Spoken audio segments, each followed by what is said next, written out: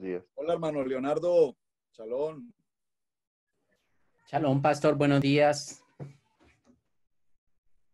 El youtuber. Shalom, ¿me escuchan? Y te escuchamos, hermano, te estamos escuchando. Que no, Bueno, no muy bien. no he podido poner el video, no me funciona. Pero yo te estoy viendo. Ay, qué bueno, pero no me veo yo. Yo te estoy viendo, sí, estáis. Bueno, muy bien, hermanos. Vamos a ir con el Salmo 95. Creo que ya estoy en la grabación para no volver a cometer el error de ayer, de la semana pasada. A ver, por favor, verifico. Perfecto, sí. Todo está bien. Padre amado, te damos gracias, eterno Rey, en esta jornada de nuestro día de Shabbat. Gracias por el privilegio, la bondad y la misericordia que nos has concedido de pasar una semana, para algunos seguramente en alguna adversidad, en alguna prueba, pero independiente de cualquiera que sean las pruebas o las circunstancias que pasemos en el transcurrir de la semana, nos das el privilegio de la vida, el privilegio de estar hoy aquí, muy temprano en la mañana, compartiendo este tema de Teilín, estas palabras del libro de los Salmos. Gracias por la unidad de los varones, gracias por su atención a la reunión. Eterno Padre, gracias por la pasión y el anhelo de estudiar tu palabra, de amar tu palabra, de vivir tu palabra. Gracias, Eterno Padre, por la provisión que nos das. Gracias, Eterno Padre, por darnos salud y guardarnos siempre en el hueco de tu mano. A cada uno de mis hermanos en sus diferentes hogares, en sus diferentes naciones, y a todo Israel, casa integral en cada punto de la tierra, a toda la casa de Israel, a toda la casa de Israel esparcida en las naciones, que a ti sea toda gloria, toda honra. Gracias por tu justicia, gracias por entrar a nuestro tema, sabiendo que hoy hablarás profundamente a nuestros corazones. Úsame, eterno Padre, para que no haya una disposición de hombre, para que no haya un pensamiento o razonamiento humano, sino que el Ruach HaKodesh, que la presencia de tu Santo Espíritu a través de tu Shekinat hable a nuestros corazones. Amén, amén y amén. Bueno, hoy tengo una victoria porque ya tengo a mi hermano Javier de Asheville. Easy Asheville, bienvenido. Hermano Luis, hermano José en Venezuela, Shalom, bienvenido. Bueno, ya estamos. Vamos a la lectura, hagamos la lectura inicial del Salmo 95, por favor. Es un salmo relativamente corto y cuando empecé a estudiarlo me pregunté realmente qué tan profundo podríamos tratar este salmo y empecé a escudriñar y me di cuenta que, como todo en la palabra, siempre va a una profundidad que uno nunca imagina o espera. Realmente me quedé corto con lo que estaba preparando. Dice este texto: venid, clamemos alegremente a Adonai. A ver, voy a tratar de leerlo también en esta versión que tengo aquí, la Nazarita. A ver cómo dice: vengan, aclamemos alegremente a Adonai, cantemos con alegría a nuestra roca y libertador. Entremos a su presencia con agradecimiento. Aclamémoslo con canciones, porque Adonai es el grande. Por favor, les pido, en esta versión dice el grande, a ver cómo dice esta versión. Dice en el verso 3, dice, porque Adonai, sí, Dios, Adonai Elohim, grande. Por favor, subrayen su palabra, esta expresión grande. Porque, hermanos, leyendo la porción del Salmo 95 pude tomar una conclusión muy interesante. Permítame que diga una conclusión sin haber continuado con la lectura, pero necesito que se enfoquen en esto.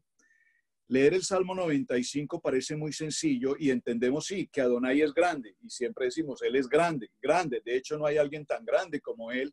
De hecho, Él es el Creador. De hecho, Él es el Rey. De hecho, Él es el Señor de señores. Pero sin embargo, necesitamos tener en este salmo puntualmente una mentalidad muy abierta, espiritualmente hablando, porque vamos a encontrar que el salmo tiene una lectura que ya voy a mencionar, que nos mueve un poquito el piso cuando este salmo se atribuye a David, que sea él el que escribió puntualmente algunos detalles que hay que considerar. Dice, porque Adonai, Él es grande, y está con mayúscula. Ese Él es grande, está hablando Adonai, un gran rey sobre todos los Elohim. Por favor, ¿cómo dice esa porción en su Biblia? En su Biblia dice, porque Él es Dios grande, Rey grande sobre todos los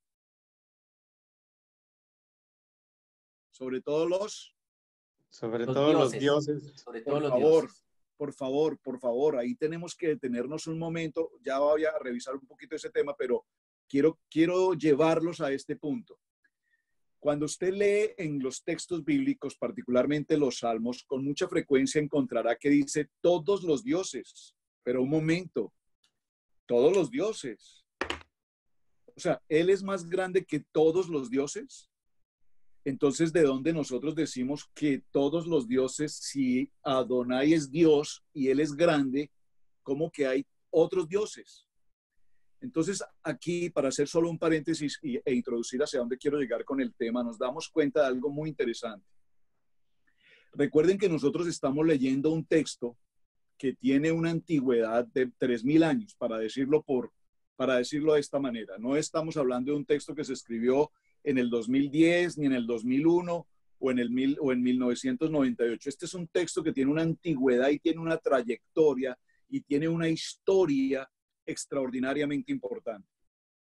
Recordemos que en los tiempos griegos, en el Imperio Romano, en el Imperio griego, tenían, recuerdan, Egipto tenía el dios Faraón, el dios Nilo, Egipto tenía dioses, Roma tenía dioses, Grecia tenía dioses. De hecho, el Imperio grecorromano está acompañado de toda esa mitología de los dioses, de Zeus, etcétera, etcétera, los dioses del Olimpo y todo lo demás.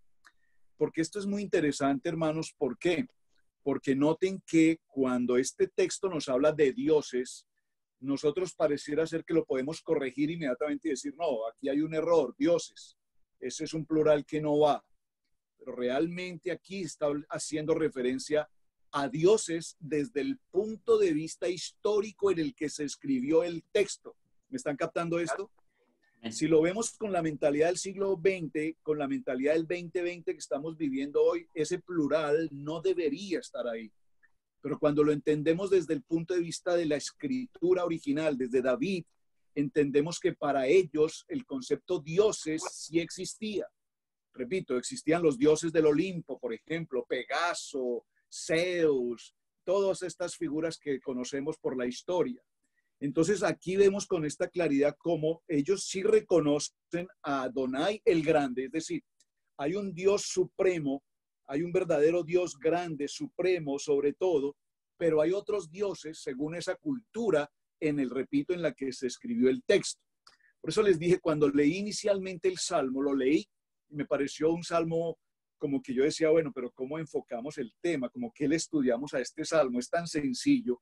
Uno lo lee y realmente lo único que este Salmo se concentra es en que sí, que tenemos que adorar, que tenemos que exaltar, que vamos a hacer cánticos, y hasta ahí aparentemente suena muy bien. Dice el verso 5, observen, suyo es el mar.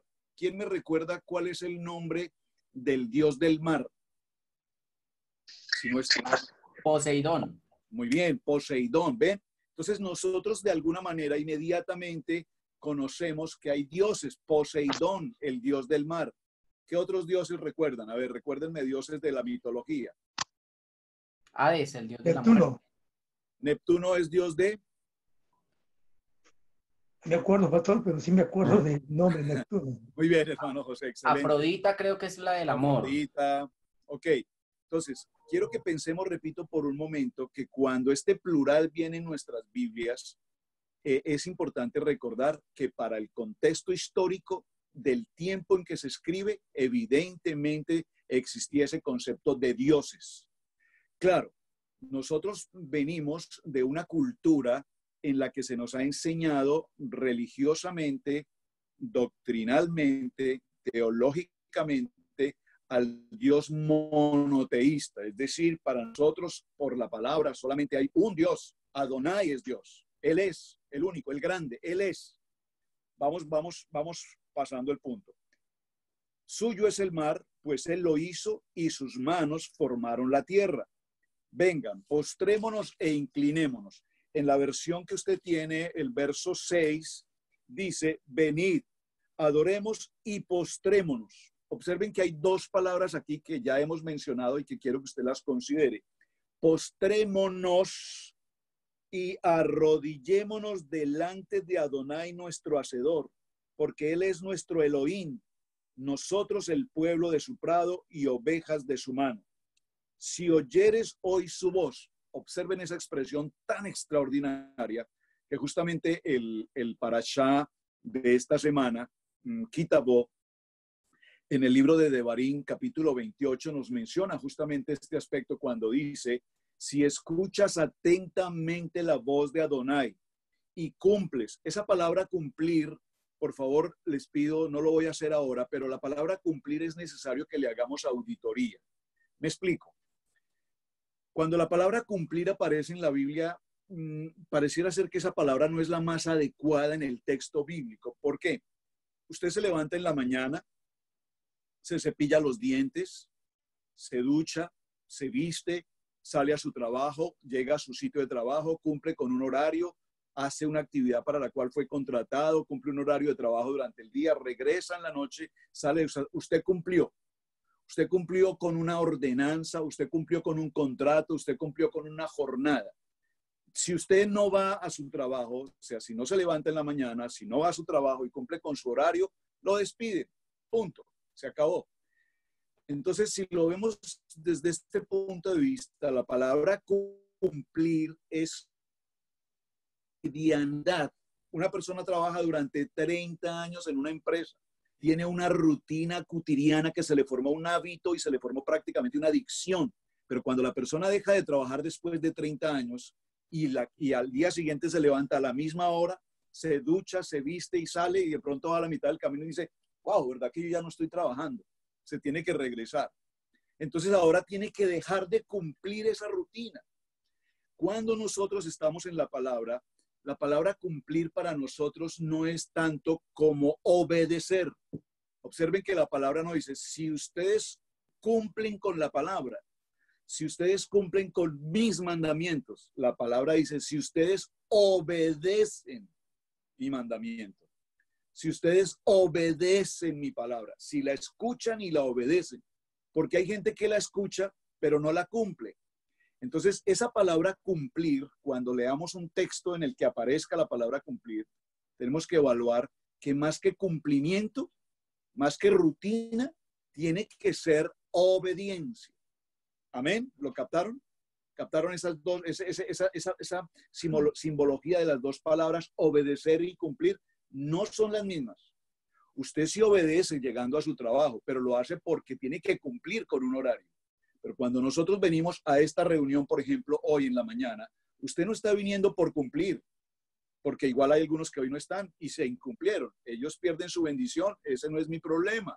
Usted está viniendo a la reunión porque usted está obedeciendo con el Eterno una palabra en su corazón que sabe que el Eterno le va a hablar y usted obedece esa palabra. ¿Vamos bien? ¿En qué punto vamos? 7.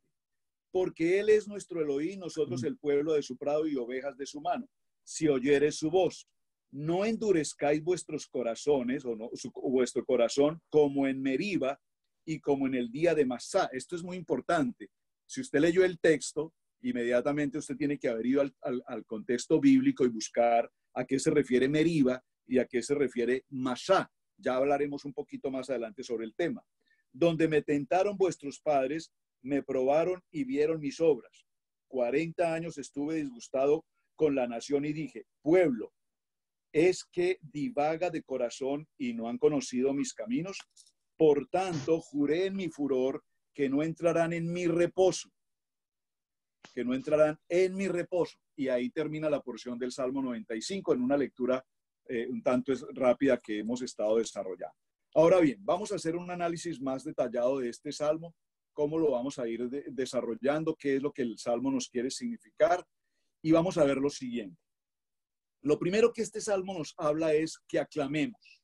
Del verso 1 al verso 7 nos está diciendo, aclamemos con alegría. Observen, con alegría. Cuando nosotros estamos en el parashá de esta semana, Kitabo, nos daremos cuenta que uno de los requerimientos que Adonai nos presenta a los creyentes es que cuando nosotros somos creyentes y testimonio de su palabra, tenemos que vivir una vida de gozo, una vida de alegría, aún en medio de la prueba o en medio de la adversidad, saber que yo recibo esa prueba con bendición, con verajá, con alegría, porque yo sé que en medio de esa prueba el Eterno todo lo hace para bien. ¿De acuerdo? Entonces, venid y aclamemos alegremente a Adonai. Saben, hay un rabino que se me escapa ahora su nombre, que vive hoy, obviamente, en Israel. Tiene su yeshiva, su escuela, un rabino, de hecho es un rabino ortodoxo, pero estuvo recientemente aquí en Estados Unidos, y cuando vino hace un mes y medio que estuvo en Estados Unidos, escuché su conferencia. Y su conferencia en Dallas, Texas, con más de 1,000 gentes que asistieron en inglés, su conferencia fue alegría, alegría, el gozo. Vivan con gozo, vivan con alegría, la alegría, el gozo, la alegría, el gozo. Y él todo lo que enseña, lo enseña con eso, con gozo, con alegría, con gozo y con alegría. Y está enseñando, y de pronto como que tiene una, ¿cómo lo puedo decir? Un nivel espiritual, y repentinamente empieza con sus palmas acá. Cantemos con alegría, vivamos con alegría. Y es todo lo que hace. Y uno le pone a mirar y dice, oye, pero yo no sé, yo como que no le encuentro sentido a esa conferencia. Lo único que él quiere transmitir, y la gente sale de esa reunión con un gozo, con una alegría en su corazón, porque justamente lo que la palabra nos está hablando en este texto es que cuando adoremos, cuando estudiemos la palabra, lo hagamos con gozo y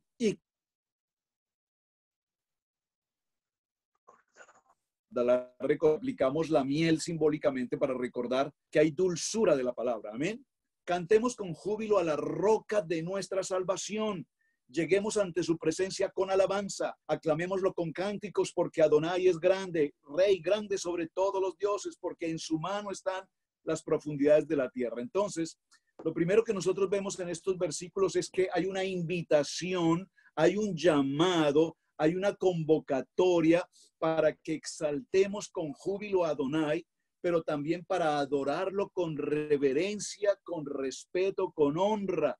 Y el autor de este salmo, David, nos comparte esa emoción, esa alegría que él tiene en el momento en que él está reconociendo a Adonai como el grande, como el autor de la vida, como el autor de todo lo creado. Entonces vamos a ver algunos aspectos que tienen que ver con este texto. Dígalo, o si usted puede, por favor, escribirlo en sus notas. Sé que usted tiene su agenda de notas, escríbalo, por favor. Número 1, tenemos que exaltarlo de una manera jubilosa. Júbilo. Júbilo es honrarlo. Júbilo es mantener también un orden. Júbilo es que cuando le adoramos con los cánticos, lo hacemos de lo más profundo de nuestro corazón.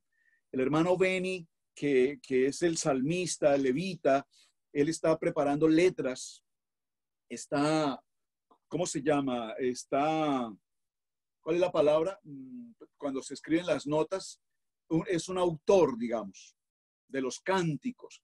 Y cuando un levita está escribiendo, un compositor es la palabra, un compositor de los cánticos, si él compone un cántico con tristeza y lo transmite, nosotros viviremos una alabanza o una adoración con tristeza.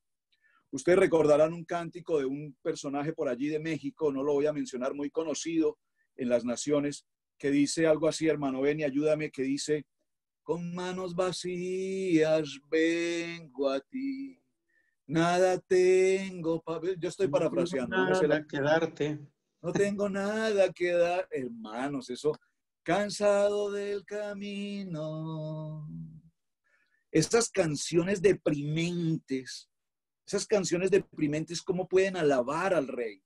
Nosotros hacemos cánticos de adoración, de exaltación, de gloria, de victoria, de gratitud, de reconocimiento. Y ahí tenemos una gran diferencia.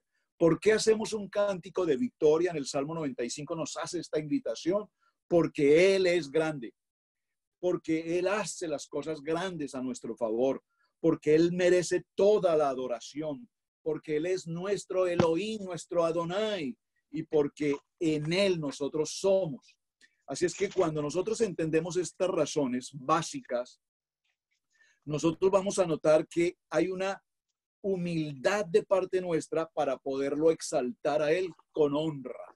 Yo lastimosamente, hermanos, nunca jamás me lo propuse, el haber tocado un instrumento, una guitarra, un piano, pero los que lo hacen, eterno Padre, qué bendición. Les cuento que mi hijo, ustedes saben, los que lo conocen, Sebastián, él pasa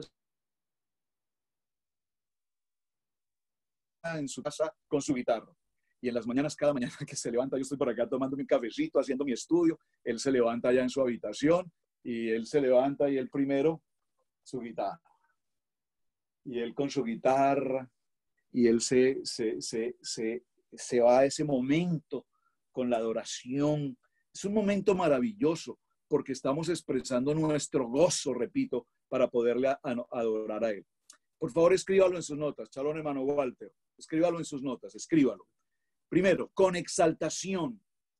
Estos primeros versos que estamos tomando del Salmo 95 nos hacen un llamado para entrar a la presencia de Adonai con gozo, con alegría, con exaltación. Tú no te puedes presentar a Adonai derrotado, deprimido, engañoso, calumnioso, enfermo, abatido. Cualquiera que sea tu situación, cuando nos presentamos con gozo a Él, entonces Él nos recibe. Voy a colocar un ejemplo. Usted se presenta frente a su jefe con esa cara de tristeza, con esa cara de yo no sé.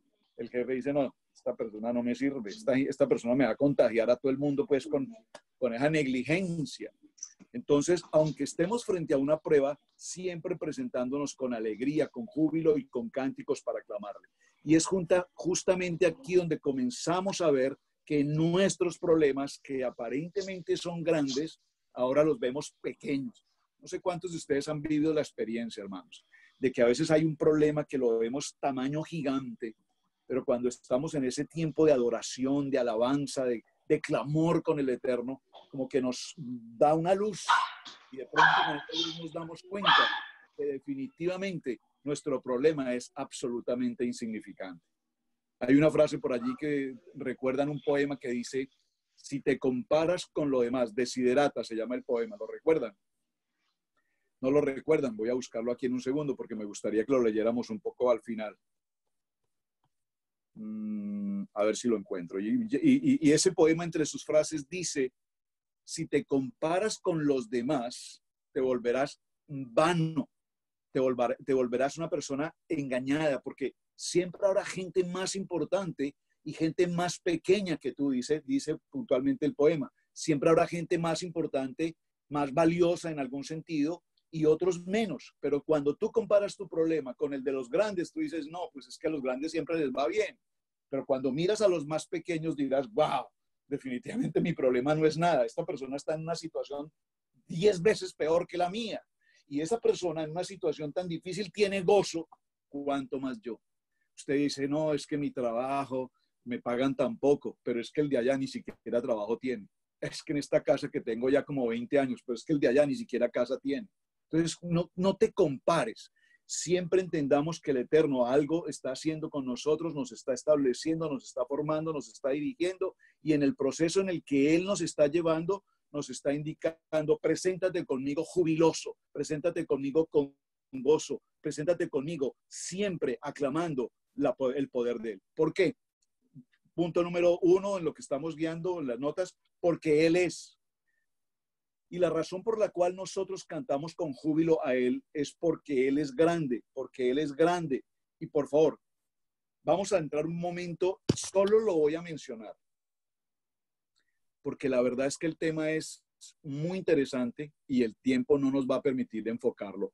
Se los voy a dejar como principio, les voy a dejar una semillita, y si usted lo puede investigar esta semana y lo escudriña y me envía sus notas, las compararemos y las consideraremos posteriormente, porque aquí hay algo muy interesante.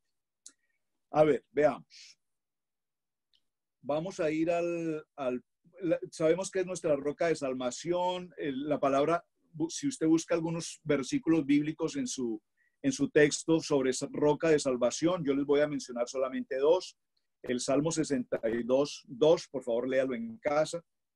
Segunda de Samuel 23:3. Él es la roca y es la roca de mi salvación. Amén. Ahora, porque Adonai es el Dios grande.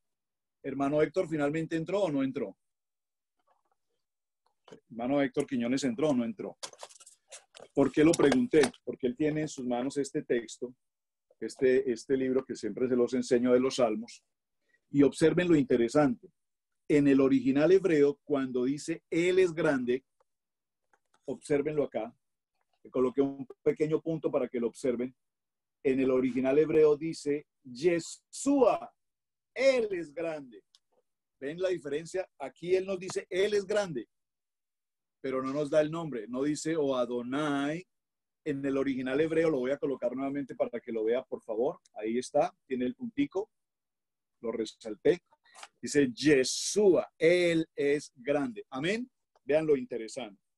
Ahora, permítame llegar aquí al punto al que quiero adentrar un poquito. Por favor, vaya conmigo al libro de Jeremías. Este texto lo vamos a buscar. Probablemente me detenga un momento en este punto. Jeremías, capítulo 16, verso 15. Libro de Jeremías, profeta Jeremías, 16, 15.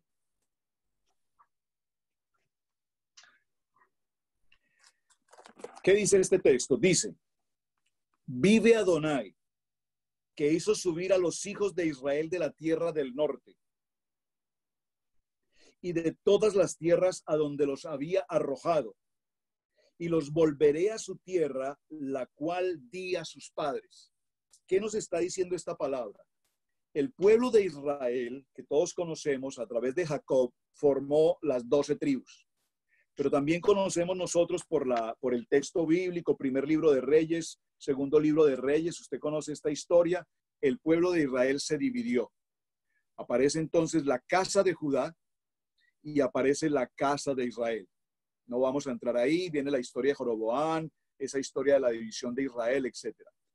La casa de Israel se esparce a las naciones, se asimila. La palabra asimilarse aquí es, se hace igual a los pueblos del mundo, pierde su identidad y estamos esparcidos por todas las naciones. Pero esta palabra de Jeremías en el capítulo 16, que acabamos de tomar como texto, verso 15, dice, pero Adonai, el grande, él, el único, tomará a su pueblo de entre las naciones, es decir, ese soy yo, escríbalo ahí y dígalo con voz clara, ese soy yo, nos tomará de las naciones esparcidos por la tierra y nos traerá de nuevo hacia la tierra santa, hacia la tierra prometida, porque el pueblo escogido, el remanente de Adonai esparcido por toda la tierra, que se asimiló con el mundo, ahora está buscando su Torá, ahora está celebrando Shabbat, ahora está buscando el volver al original, volviendo por la senda antigua, buscando lo que se nos había perdido, lo que habíamos perdido. ¿Qué fue lo que perdimos? Nuestra identidad como hijos directos, como pueblo escogido. Y la promesa que tenemos en Jeremías, proféticamente establecida, es que llegará el día, esto es como, teológicamente se conoce como el segundo éxodo, llegará el día en que de todas las naciones, nuevamente, cada uno de nosotros, según las tribus, yo no sé exactamente si tú ya sabes a qué tribu perteneces. Por ejemplo, el hermano Beni, pues pertenece a la tribu de Benjamín. Supongo que por eso lo pusieron Benjamín, porque el papá sabía que pertenecía a la tribu de Benjamín. Amén. Yo no sé a qué otra tribu tú perteneces. ¿Alguien sabe a qué tribu pertenece? ¿Ya saben a qué tribu pertenecen? ¿Ninguno? ¿Nadie ha hecho ese estudio de su genealogía?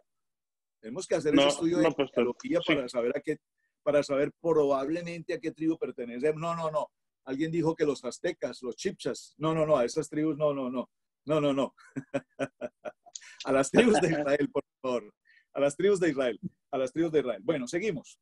Entonces dice, retornaremos toda la casa de Israel nuevamente hacia la tierra de Judá o hacia la tierra de Israel, mejor, perdón. Estos dioses, por favor vaya conmigo por un momento al libro de Primera de Corintios, capítulo 8, verso 6. Salón, el pastor Jorgito, qué bueno verte. Primer libro a Corintios, capítulo 8, verso 6.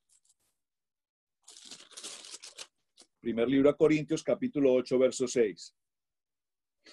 Vamos a leer, voy a leer un poquito en el contexto desde el verso 4. Acerca pues de las viandas que se sacrifican a los ídolos, sabemos que un ídolo nada es en el mundo y que no hay más que un Dios. Por favor, presente, subraye ese texto. Aquí nos está hablando que Él es el grande, el Dios grande, no tan que es el más grande entre los dioses. Y estamos hablando, para los que apenas llegaron, repito un momento esta parte que es tan importante, que entre los dioses hace referencia a la época en la que se escribió este Salmo 95 por David, que en aquel entonces las culturas del momento, el imperio romano, el imperio griego, venían de la conexión de Egipto, todo este proceso, para ellos existían muchos dioses, el dios del agua, el dios de la lluvia, el dios de la cosecha, el dios del río Nilo, el dios de los faraones, el dios de las estrellas, el dios de la luna, el dios del sol, todo tenía un dios, el dios de los vientos, el dios del amor, todos esos dioses. Ahora, cuando yo estoy mencionando esos nombres, nosotros entendemos por la palabra que esos nombres de dioses corresponden primero a una cuestión de idolatría, de paganismo, pero también corresponden a algo que aparece en Bereshit capítulo 1. En el principio creó Adonai los cielos y la tierra. 1, verso 2. Y la tierra pasó a ser desordenada, vacía. ¿Por qué? Porque se produjo un fenómeno que es ¿cuál? ¿Alguien? Del verso 1 al verso 2, ¿qué pasó? Fue arrojado. ¿Quién? Luzbel.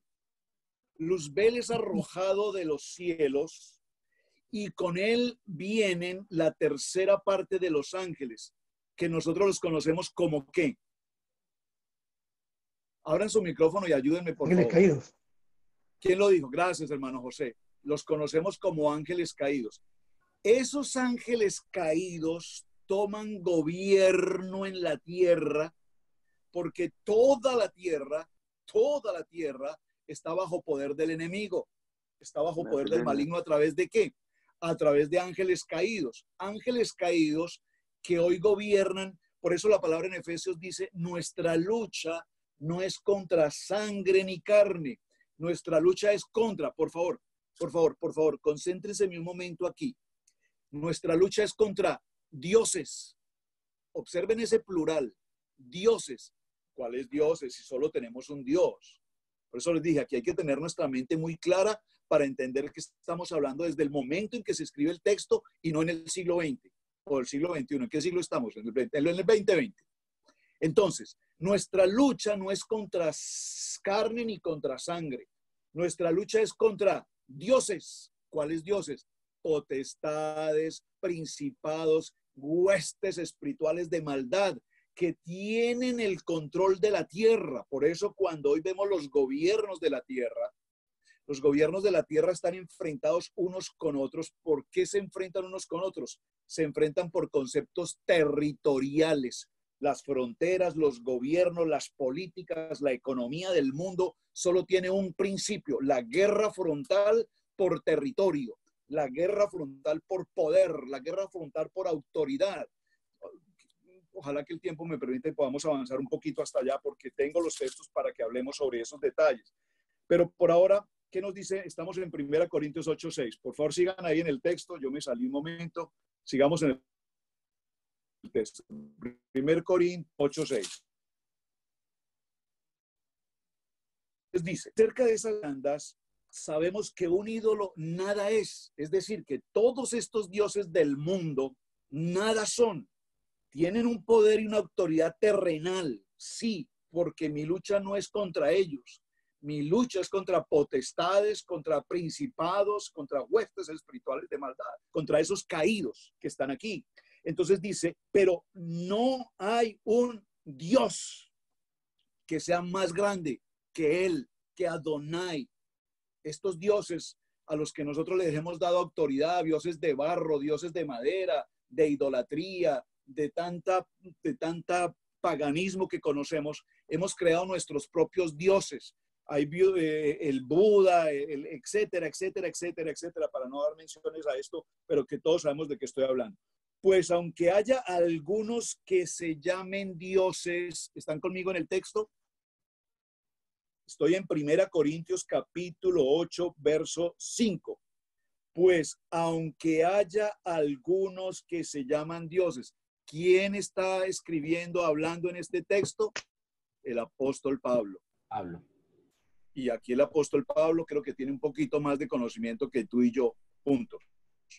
Y él dice, aunque haya muchos que se llaman dioses, sea en el cielo o en la tierra, como hay muchos dioses y muchos señores. Para nosotros los creyentes en Adonai, dice Pablo, sin embargo, solo hay uno. Por favor, ¿usted había alguna vez leído este texto? Dígame la verdad, hermano. Porque si yo lo había leído alguna vez, la verdad no me acuerdo, pero sí lo tengo subrayado, o sea que sí lo leí alguna vez. Pero lo leemos y no lo leemos, pero no lo evaluamos. Me gusta tanto la palabra que usa la pastora Pili en estos textos, cuando nos dice es necesario hacer auditoría. Nosotros leemos, yo he escuchado gente que me dice, pastor, la Biblia yo me la he leído por lo menos, le voy a hacer sin exagerar, como 10 veces, de pasta a pasta, toda. Yo le digo así, vea, leamos este texto. Para muchos, sin embargo, solo hay un Dios, el Padre del cual proceden todas las cosas, y nosotros somos para Él y un Señor, Adonai, Yeshua, por medio del cual todas las cosas, y nosotros por medio de Él. Y de pronto dice, wow, esa parte yo no la había visto, esa parte yo nunca había, ese versículo particularmente se me pasó por alto leerlo. Pero ¿qué es lo que nos está diciendo acá? Aquí nos está diciendo, vea un momento por favor a Devarim, Deuteronomio capítulo 32, verso 8. De Deuteronomio 32, 8. Espero que estemos captando el tema, porque hay mucho que trabajar en este texto del Salmo 95. Cuando el Altísimo hizo heredar a las naciones, cuando hizo dividir los hijos de los hombres, estableció los límites de los pueblos. El Eterno estableció los pueblos y determinó que tengamos lo que hoy conocemos como el muro, como las fronteras, etcétera, etcétera, etcétera, las naciones divididas por límites establecidos desde un principio por el mismo Adonai. Estableció los límites de los pueblos según el número de los hijos, aquí dice según el número de los hijos de Israel, pero dice realmente en el original, aquí en el verso que tengo, dice según el número de los hijos de Adonai, porque la porción de Adonai es su pueblo. Observen el verso 9, porque la porción, ¿cuál es la porción de Adonai? Es decir, permítame parafrasear la historia. Adonai toma los pueblos de las naciones y se los entrega al enemigo, el rey de este mundo, Hasatán. Tome los pueblos. Pero hay una porción de la tierra que me pertenece exclusivamente a mí y que no la podrán tocar. Hay una porción de la tierra que es mía. Hay una porción de la tierra que es mi escogida. Hay una porción de la tierra que es la heredad de Jacob. ¿Cuál es esa porción? ¿Alguien? Israel. Israel, casa integral.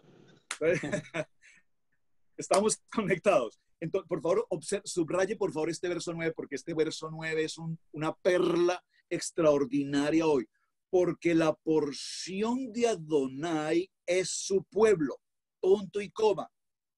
Israel, heredad que le tocó. ¿A quién? A Adonai. ¿Por qué hoy los pueblos afectan, atacan? No hay un solo día de los 365 días del año que no se mencione en el mundo entero el nombre de Israel. Los pueblos, los enemigos, las naciones enteras, todos los principados, todas las potestades, todas las huestes espirituales del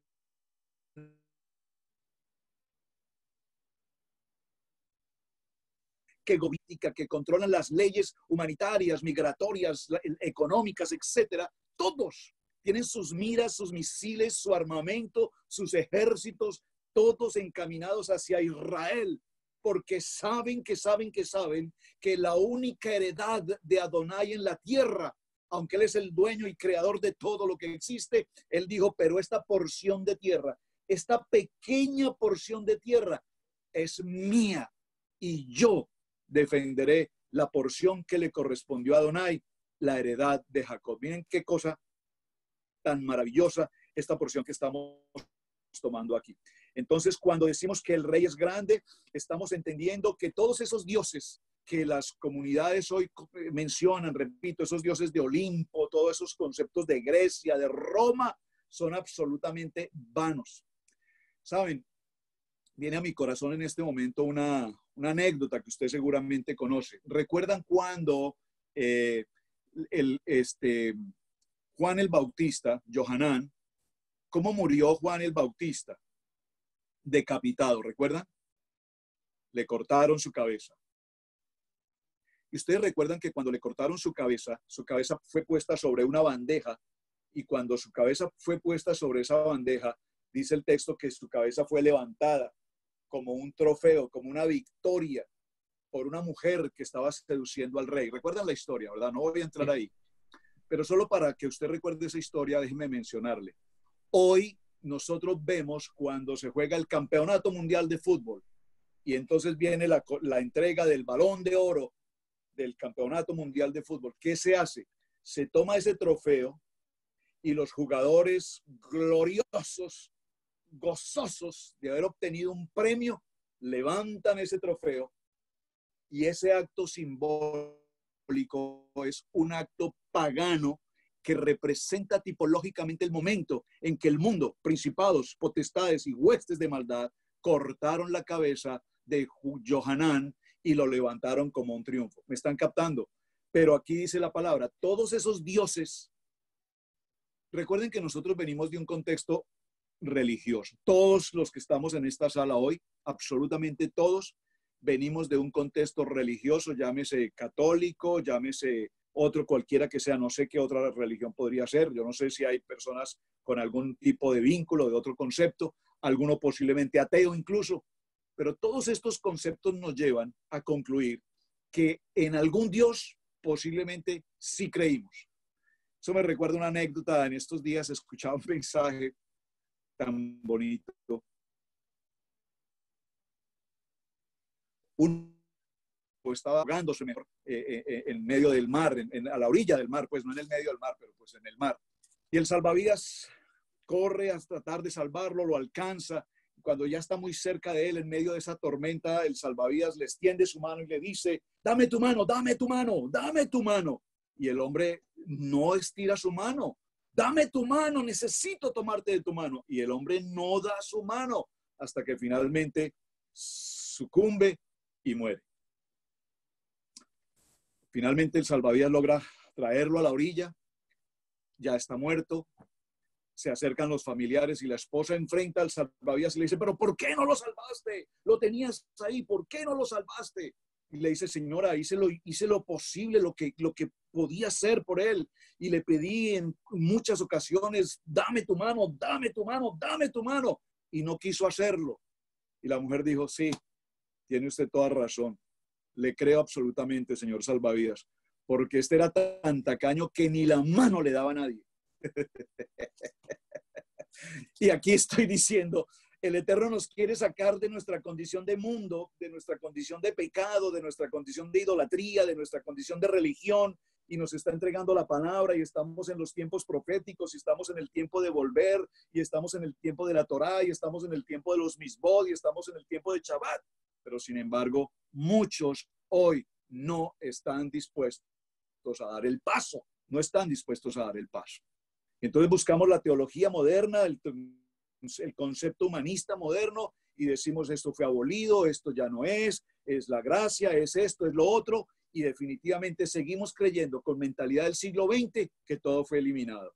Y si eso llegó a ser así, mis amados hermanos, entonces, si fue abolido el contexto de Torá, según lo que estamos leyendo aquí, entonces adulterar, fornicar, matar, hacer todo el pecado del mundo, pues no es nada.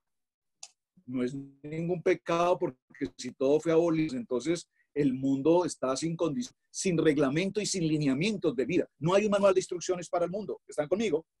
Por favor, dice el texto, porque en su mano están las profundidades de la tierra y las alturas de los montes son suyas. Suyo también es el mar. Vean un momento, por favor, el verso. Detengámonos un momento. Sus manos formaron la tierra seca. Veamos un momento, por favor, el primer libro de Reyes. Vaya un momento a su Biblia. Primer libro de Reyes. Este solo, por favor, lo voy a mencionar para que lo lea. Primer libro de Reyes, en el capítulo 20. Primer libro de Reyes, capítulo 20. Y cuando esté en el capítulo 20, mire el verso 22. Primer libro de Reyes, capítulo 20, verso 22. Por favor, este capítulo le voy a pedir que lo lea en casa para que pueda comprender lo que estamos estudiando hoy. Dice, voy a leer algunos versos. Vino luego el profeta al rey de Israel. Aquí el rey de Israel es Acab, y le dijo, ve, fortalécete y considera y mira lo que hagas, porque pasado un año el rey de Siria vendrá contra ti. Verso 23. ¿Están conmigo en la lectura? Estoy. Primer libro de Reyes, capítulo 20, verso 23. Me es muy importante, hermanos, que vayan a ese texto bíblico y lo lean conmigo. Por lo menos estos dos versos. Dice, verso 23. ¿Están conmigo? Léanlo. Dice, y los siervos del rey de Siria le dijeron, ¿a quién? Al rey de Israel. Le dijeron, por favor, habla el micrófono. ¿Cómo dice su Biblia? Dioses. Por Su favor. deidad. Dioses. Deidad. Sus dioses, en esta versión. Observen que estamos con el tema de los dioses. El rey Acab, que es rey de Israel en ese momento, viene el rey de Siria y le dice, prepárate para dentro de un año. Prepárate para dentro de un año. Y le dice, y los siervos del rey de Siria le dijeron, sus dioses, ¿a quién le dicen? Al rey de Israel. Sus dioses, por favor, subráyelo en su Biblia. Sus dioses, sus dioses, sus dioses. Son dioses de los montes. ¡Wow! Esto es impresionante. Esto es tremendo, hermano. Esto no lo podemos pasar tan a la ligera. Los dioses de Israel son los dioses de los montes, le dice los de Siria. Sus dioses son los dioses de los montes. Por eso nos han vencido. Mas si peleamos en la llanura, le dice el rey de Asiria, pero si peleamos en la llanura, se verá si no los vencemos. Haz pues así. Saca a los reyes de cada uno de su puesto y pon capitanes en lugar de ellos. Y tú fórmate otro ejército como el ejército que perdiste, caballo por caballo, carro por carro. Luego pelearemos con ellos en campo raso, es decir, en la llanura. Esto aquí lo que hay es una convocación de guerra. Siria fue derrotado por Israel. Siria fue derrotado por Israel en los montes. ¿Usted se acuerda, hermano? Hay una canción, en los montes, en los valles. En los montes, Israel venció a Siria. Entonces Siria viene y dice, claro, pues ustedes nos derrotaron porque sus dioses son los dioses de las montañas. Pero en un año nos vamos a enfrentar nuevamente. Y no lo vamos a hacer en las montañas porque ahí ya sabemos que nos ganan. Bajen a la llanura, vengan al llano, a tierra rasa. Y nuestros dioses pelearán contra ustedes. A ver cómo les queda el ojo. Bueno, a ver cómo les parece mejor. Se me salió una colombiana, Pastor Jorge. A ver cómo les queda. A ver cómo les queda. Vamos a la llanura, peleemos en la llanura. Y entonces dice, en campo raso, y veremos si no los vencemos. Y él les dijo, y él les dio oído, y así hizo. Pasado un año, Ben-Hadad pasó revista al ejército de los sirios y vino a Fe para pelear contra Israel. Van al verso 28. Vino entonces el varón de Adonai al rey de Israel y le habló diciendo, así ha dicho Adonai, por cuanto los sirios han dicho, Adonai es Elohim de los montes y no Adonai de los valles, yo entregaré toda esta gran multitud de tu mano para que conozcáis que yo soy Adonai, yo Hei Bajei.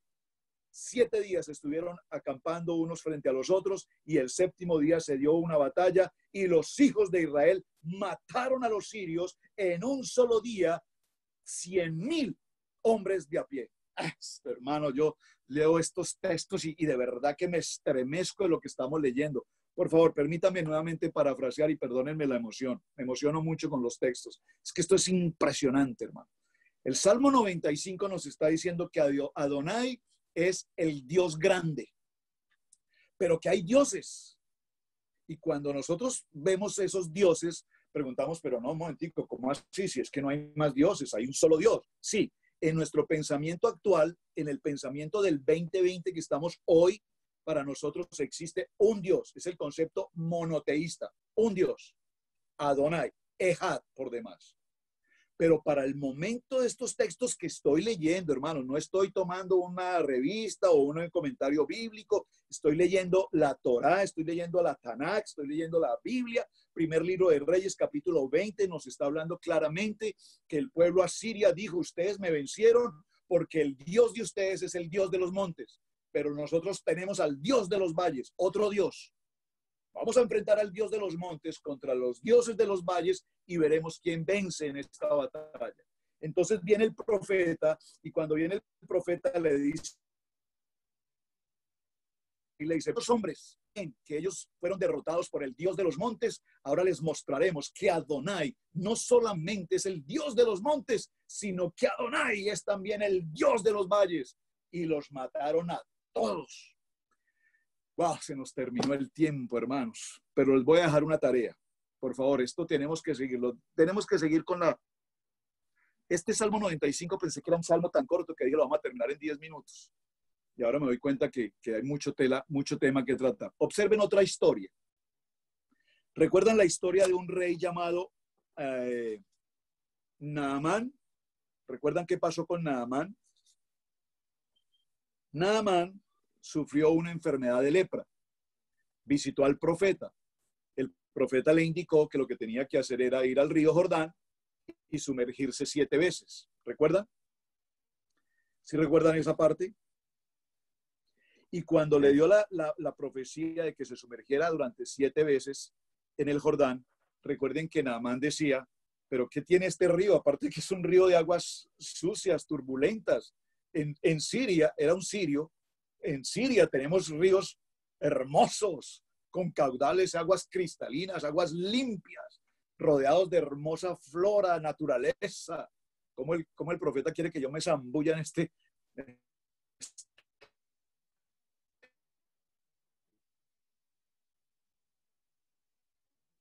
Te dicen, pero nada más el profeta te dio una palabra, ese profeta sabe lo que te está diciendo, ya estamos aquí, ¿qué pierdes con zambullirte, hombre? Deje tanto orgullo, deje tanta vanidad, métase al río, estamos aquí, pues métase al río.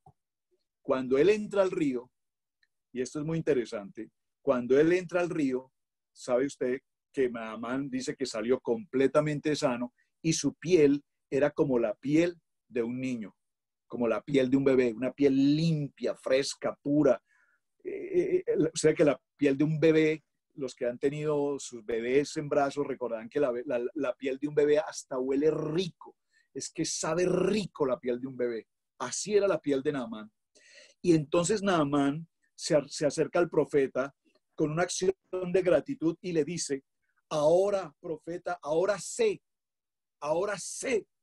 que el Dios de Israel es el Dios grande sobre todos los dioses y que mi Dios, el Dios de Siria, Rimón se llama, que el Dios de Siria, Rimón, no es más que basura. Pero tengo que decirte algo, profeta. Yo debo regresar a mi tierra. Tengo que postrarme de rodillas frente a mi rey, porque ese es mi trabajo. Frente al rey de Siria, tengo que postrarme ahí. Pero ¿qué tal si tú me das un asna cargada con tierra Miren esto tan interesante, cargada con tierra de Israel. Y para cuando yo me la lleve, cuando yo esté en mi casa, yo pueda postrarme sobre esa tierra y adorar al Rey de Israel, adorar a Adonai. Wow, esto es maravilloso. ¿Ustedes alguna vez han escuchado esto, hermanos? Yo leyendo esta mañana este texto, les confieso, estoy desde las 3 de la mañana aquí, me pegué una desvelada hoy impresionante y a las 3 de la mañana me bajé a estudiar esto y estoy tan emocionado. ¿Ustedes alguna vez recuerdan, por ejemplo, cuando van a Israel, si los que hayan ido a Israel, o si piensan ir a Israel, o si van a tener vamos a tener la oportunidad de ir?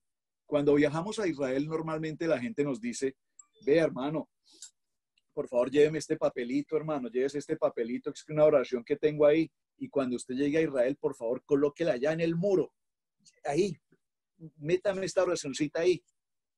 Listo, usted hace eso. Usted se lleva un montón de papelitos y usted llega a Israel y allá los coloca porque tenemos la convicción de que si esa oración está en ese muro, se va a cumplir. Amén. Pero a su vez, la gente le dice, vea, hermano, le voy a pedir un gran favor. Cuando usted regrese a Israel, hermano, si es posible, tráigame una piedrita, hermano, por ahí donde usted vaya, recójame una piedrita. Si usted puede en una bolsita, tráigame un poquito de tierra, hermano. Es más, en un frasquito, si me puede traer agua del Jordán, tráigame un poquito de agua, hermano. Sí, ustedes han vivido esa experiencia. Saben, hoy en el mercado en internet, usted búsquelo en internet.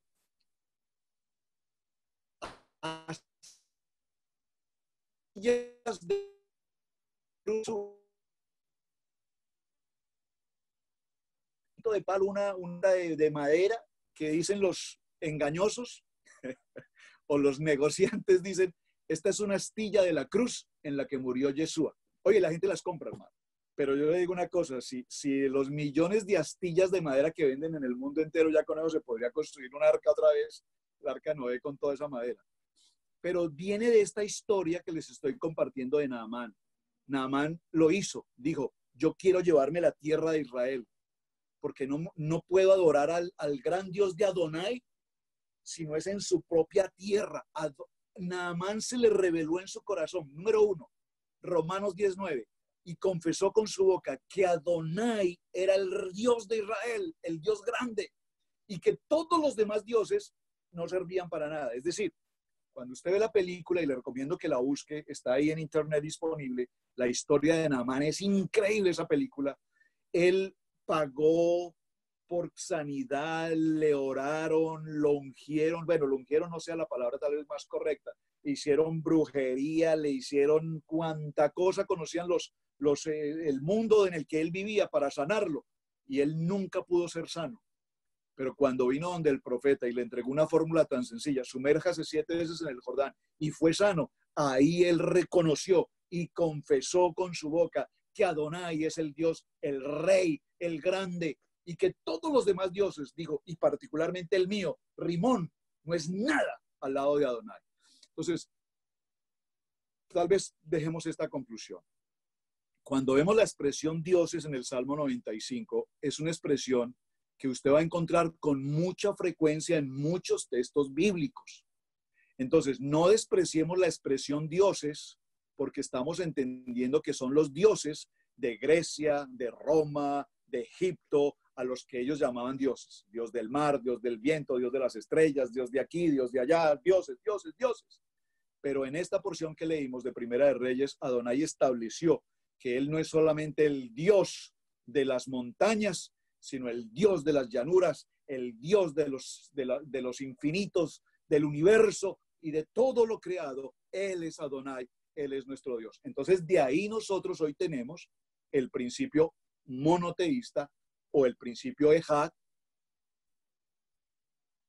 que conocemos reyes Adonai. Porque si nosotros decimos rey de reyes, significa que hay otros reyes. Él es el rey de los reyes. Él es el señor de los señores. Entonces, si yo sé que hay un rey y hay reyes, y yo sé que hay un señor y hay señores, entonces estamos diciendo que hay otros dioses. ¿Me están entendiendo esto? Pero para nosotros, como creyentes en Torah, sabemos que Adonai es nuestro único y suficiente Adonai. Amén. Hermanos, llegamos hasta el verso Llegamos hasta el verso 6.